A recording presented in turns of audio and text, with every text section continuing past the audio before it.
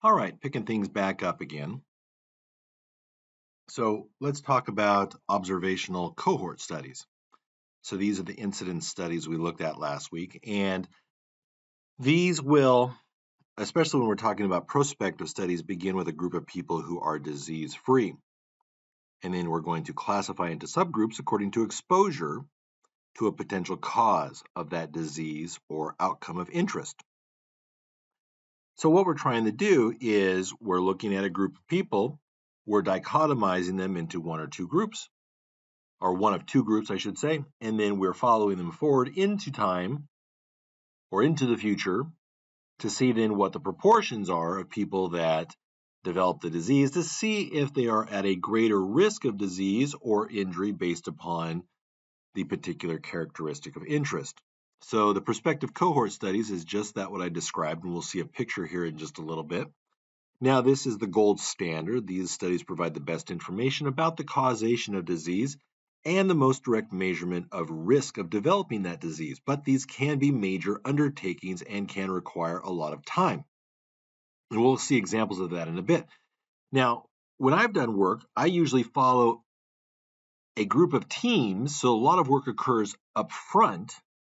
Like if I'm evaluating 7 or 8 teams and I do that in August, and then I follow them for the course of the season for like 4 or 5 months. So it's a lot of work up front, but it's not a long time period. I'm looking at injury in the course of a season.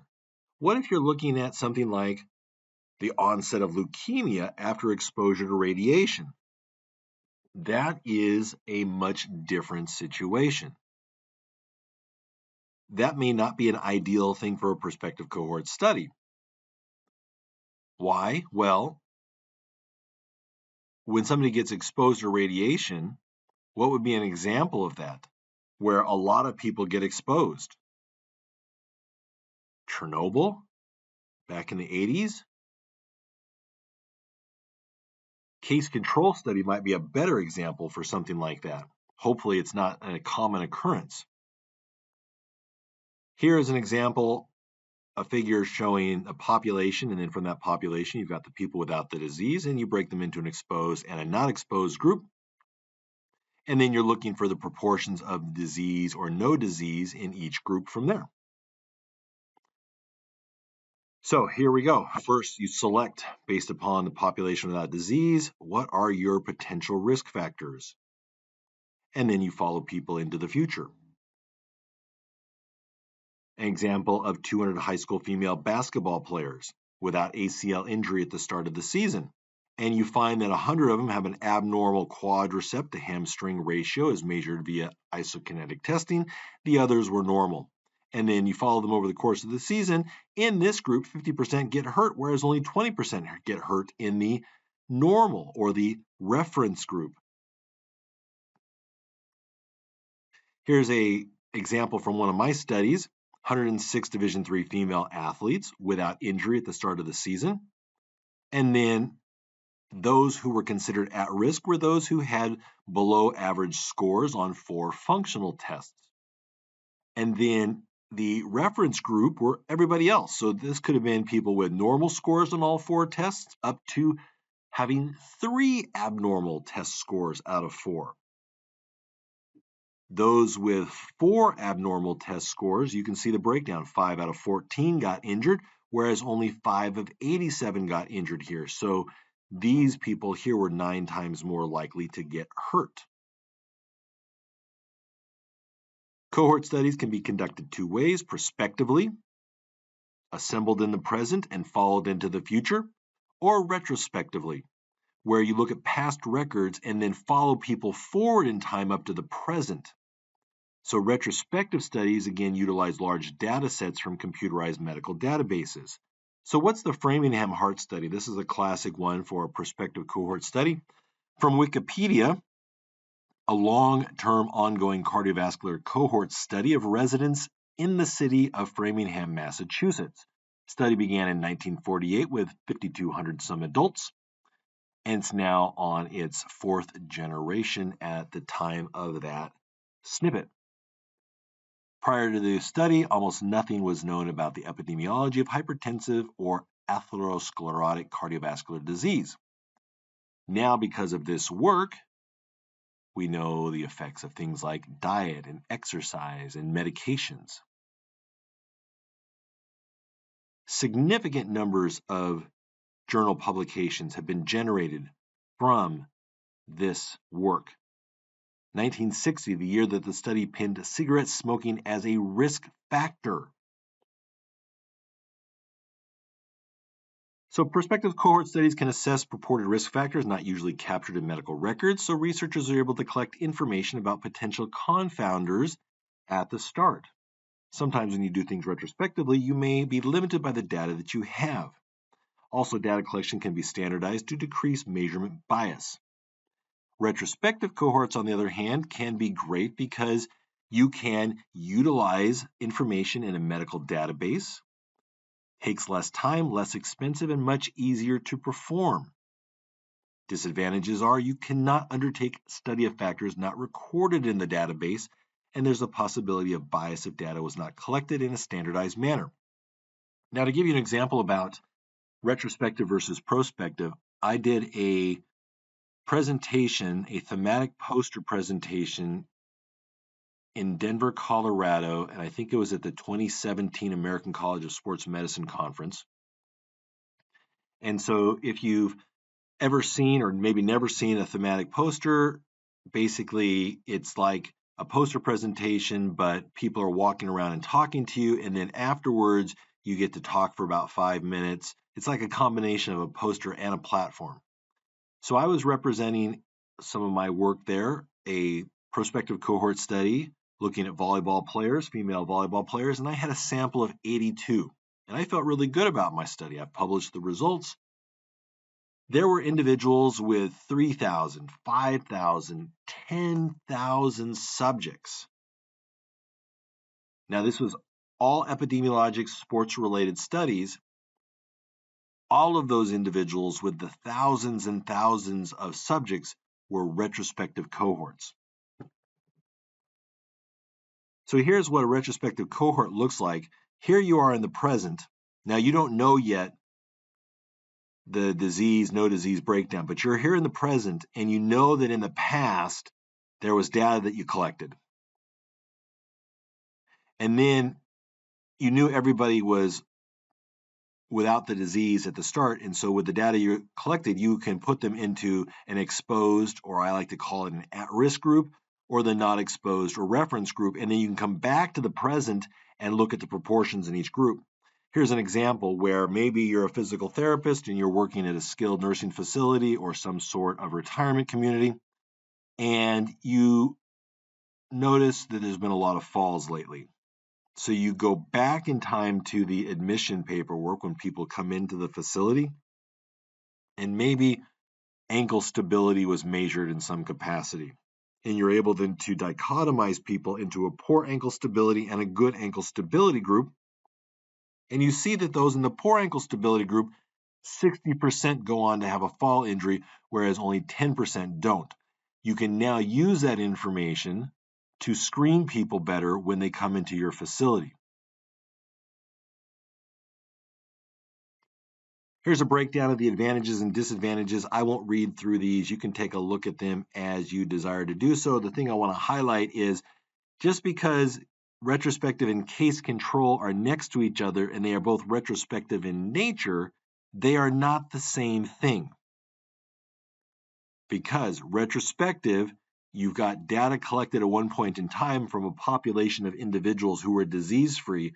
Case control is different, where you've got cases with the disease and controls without the disease, and you're going back in time to look at exposures. Again, here's another breakdown. It is a summary of the strengths of different study designs per objective. I won't read through these, but you can pause the recording and check them out. Let me know if you have any questions. Advantages and disadvantages of different observational study designs. Okay, let's talk about experimental studies now. So these involve an active attempt to change a disease determinant, such as an exposure or a behavior, or the progress of a disease through treatment. These study designs are similar to those in other sciences. So some examples of using epi within experimental studies that we're going to take a look at: randomized control trials, field trials, and community trials. All right, so first one here in this experimental epi, actually, no, this is just kind of an overview. Intervention or experimentation involves attempting to change a variable in one or more groups of people. For example, the elimination of a dietary factor thought to cause an allergy. So you can then, if you eliminate the dietary factor from one group, you can see what the rates are. Did it change or reduce the risk of somebody experiencing symptoms from that allergy or having the allergic response? Or you can test a new treatment on a selected group of patients and take a look at rates and outcomes. Effects of an intervention are measured by comparing that outcome in the experimental group with that in the control group. So a randomized controlled trial example, an epidemiologic experiment designed to study the effects of a particular intervention, usually a treatment for a specific disease. Subjects in the study population are randomly allocated to intervention and control groups, and the results are assessed by comparing outcomes.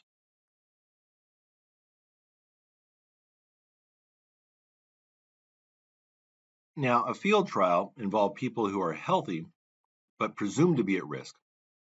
Data collection takes place in the field, usually among non-institutionalized people in the general population. Subjects are disease-free, and the purpose is to prevent diseases that may occur with relatively low frequency. These trials are often complicated and expensive. So this looks a lot like what you might do with a randomized control trial too. And in fact, I would argue that this next study here could either be classified as a field trial or a randomized control trial. I think it was specifically classified as a prospective randomized control trial, but who's familiar with this one? Going back to 1999. So with this one here, we're looking at reducing the incidence of knee injury in female athletes. And so what they did is they had three groups. They had a group of male athletes who did not receive the specific training program, and then they had two groups of female athletes, one group that did and one group that didn't.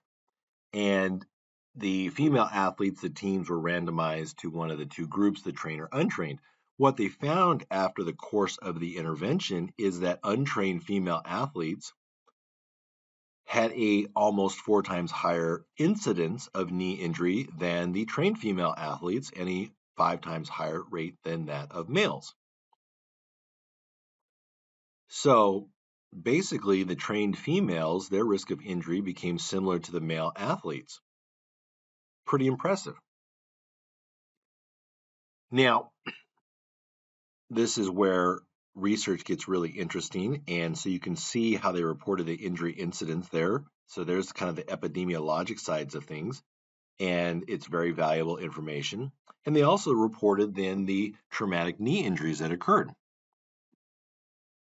So here's always the important thing. This study was a major paper and really helped kind of get going the ACL injury prevention research.